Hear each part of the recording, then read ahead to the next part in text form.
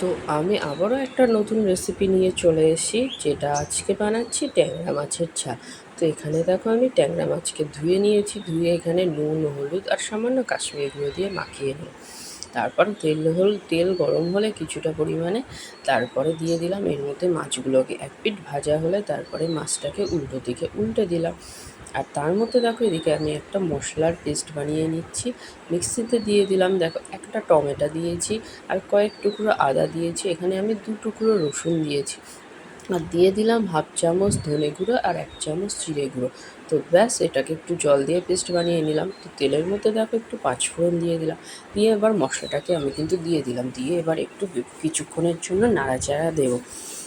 তো এটা একটু হালকা ভাজা হলে এর মধ্যে দিয়ে দিলাম 1 চামচ পরিমাণ নুন আর হাফ চামচ হলুদ।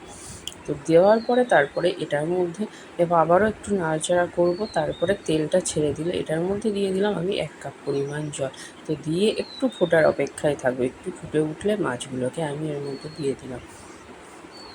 তারপরে দেওয়া হলে দেখো এটাকে নামিয়ে নিলাম।